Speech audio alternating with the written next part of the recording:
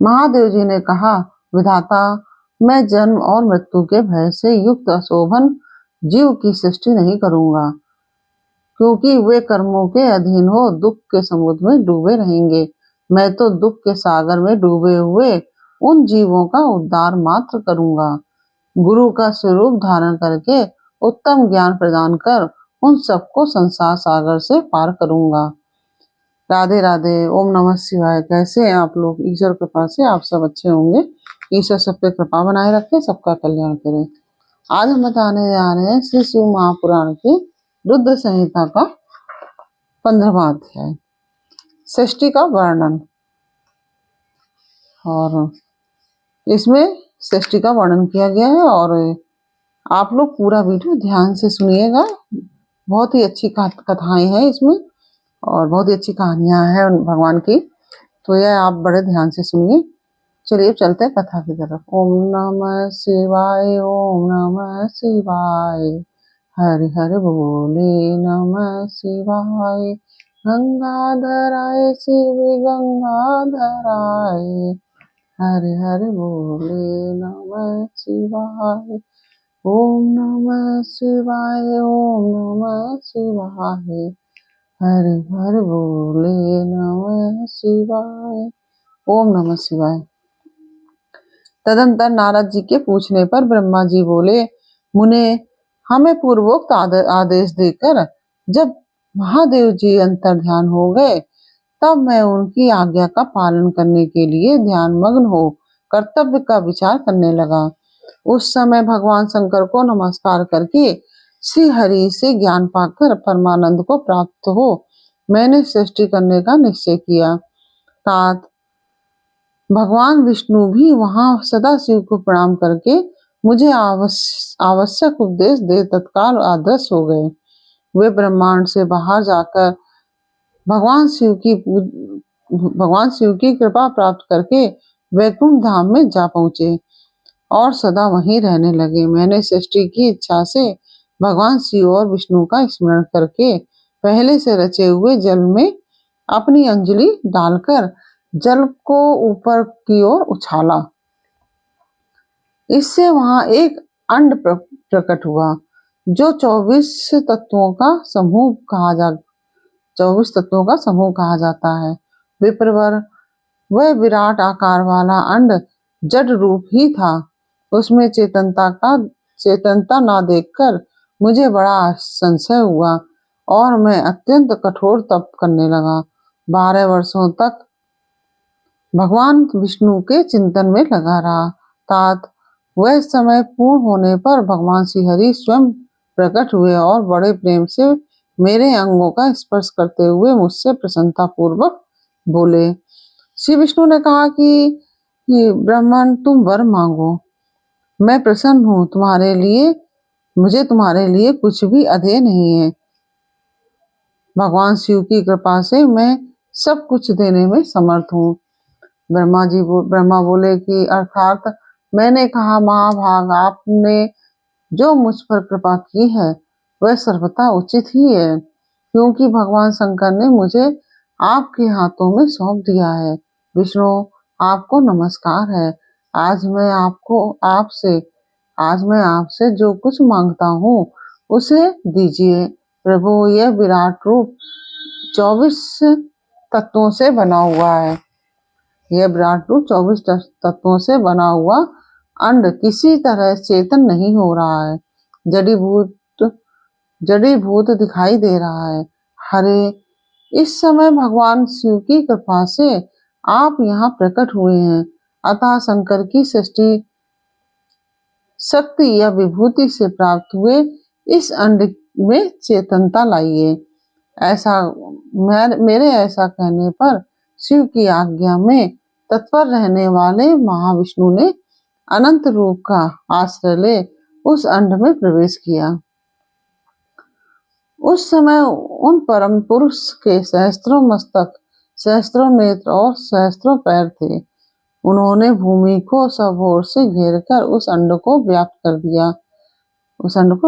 लिया।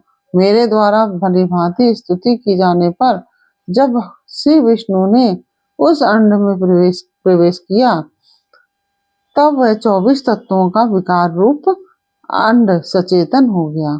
जो विकार रूप अंड था वह सचेतन हो गया। पाताल से लेकर सत्यलोक तक की अवधि वाले उस अंड के रूप में वहां साक्षात श्री हरि ही विराजने लगे। उस विराट अंड में व्यापक होने से ही वे प्रभु वैराज पुरुष कहलाए। पंचमुख महादेव ने केवल अपने रहने के लिए श्रम कैलाश नगर का निर्माण किया, जो सब लोकों से ऊपर सुशोभित होता है। देवर से संपूर्ण ब्रह्मांड का नाश हो जाने पर भी वैकुंठ और कैलाश इन दो धामों का यहाँ कभी नाश नहीं होता। मुनि श्रेष्ठ, मैं सत्यलोक का आश्रय लेकर रहता हूँ। महादेव जी की आज्ञा से ही मुझ में सृष्टि रचने की इच्छा उत्पन्न हुई है। बेटा, जब मैं सृष्टि की इच्छा से चिंतन करने लगा, उस समय पहले मुझसे अनजान में ही पाप पूर्ण तमोगुणी सृष्टि का प्रादुर्भाव हुआ, जिसे अविद्या या पंचक अथवा पंचपर्वा अविद्या कहते हैं। तदंतर प्रसन्नचित्त होकर शंभु की आज्ञा से मैं पुनः अनासक्त भाव से सृष्टि का चिंतन करने लगा। उस समय मेरे द्वारा स्थावर संज्ञक वृक्ष आदि की सृष्टि हुई, जिसे मुख्य सर्ग कहते हैं। यह पहला सर्ग है। उसे देखकर तथा वह अपने लिए पुरुषार्थ का साधक नहीं है, यह जानकर सृष्टि की इच्छा वाले मुझ ब्रह्मा से दूसरा सर्ग प्रकट हुआ, जो दुख से भरा हुआ है। उसका नाम है तिर्यक श्रोत्रा। वह सर्ग भी पुरुषार्थ का साधक नहीं था। उसे भी पुरुषार्थ साधन की शक्ति से रहित जान जब मैं पुनः सृष्टि का चिंतन करने लगा, तब मुझसे शीघ्र ही तीसरे सात्विक सर्ग का प्रादुर्भाव हुआ, जिसे ऊर्ध्वश्रोत्रा कहते हैं। यह देवसर्ग के नाम से विख्यात हुआ। देवसर्ग सत्यवादी तथा अत्यंत सुखदायक है। उसे भी पुरुषार्थ साधन की रुचि एवं अधिकार से रहित मानकर मैंने अन्य सर्ग के लिए अपने स्वामी श्री शिव का चिंतन आरंभ किया। तब भगवान शंकर की आज्ञा से एक रजोगुणी सृष्टि का आविर्भाव हुआ। पशु पक्षी आदि तिर्यक श्रोत्रा कहलाते हैं। जो पशु पक्षी होते हैं वो तिर्यक श्रोत्रा कहलाते हैं, और वायु की भांति तिरछा चलने के कारण ये तिर्यक अथवा तिर्यक श्रोत्रा कहे गए हैं।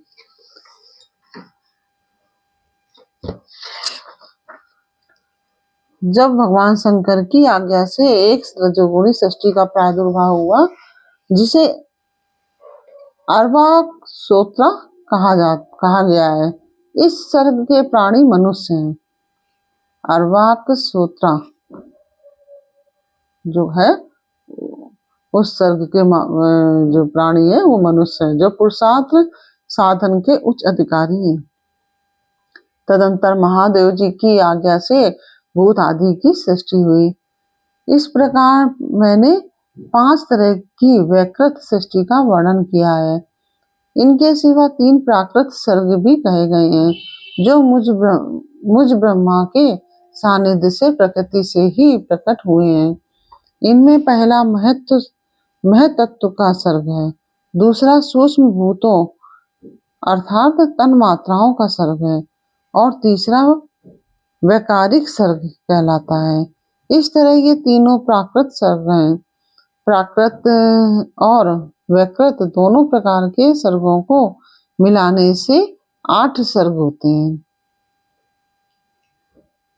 इनके सिवा 9वां कौमार सर्ग है, जो प्राकृत और वैकृत भी है। इन सबके अवान्तर भेद का मैं वर्णन नहीं कर सकता, क्योंकि उसका उपयोग बहुत थोड़ा है। अब द्विजात्मक सर्ग का प्रतिपादन करता हूँ।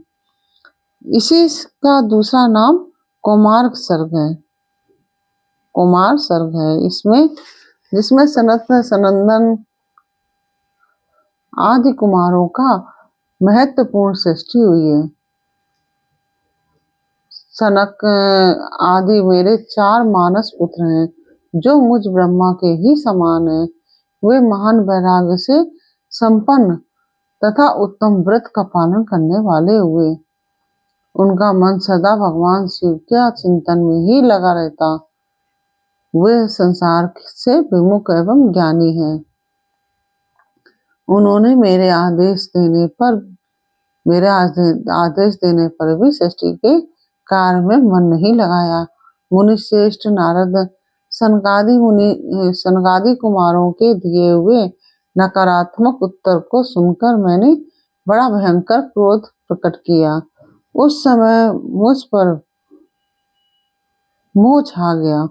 उस अवसर पर मैंने मन ही मन भगवान विष्णु का स्मरण किया। वे शीघ्र ही आ गए और उन्होंने समझाते हुए मुझसे कहा, तुम भगवान शिव की प्रसन्नता के लिए तपस्या करो। मुनि श्रेष्ठ श्री हरि ने जब मुझे ऐसी शिक्षा दी, तब मैं महाघोर एवं उत्कृष्ट तप करने लगा।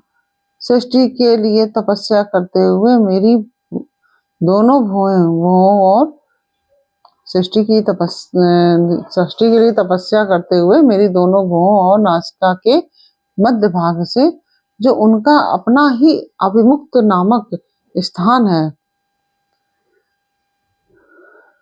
महेश्वर की 3 मूर्तियों में से अन्यतम पूर्णांश सर्वेश्वर एवं दया सागर भगवान शिव अर्धनारीश्वर रूप में प्रकट हुए, जो जन्म से रहित तेज की राशि, सर्वज्ञ तथा सर्वत्र सृष्टा और नील लोहित नामधारी साक्षात उमा वल्लभ शंकर को सामने देख बड़ी भक्ति से मस्तक झुकाकर उनकी स्तुति करके मैं बड़ा प्रसन्न हुआ और उन देव देवेश्वर से बोला, प्रभु आप भांति भांति के जीवों की सृष्टि कीजिए।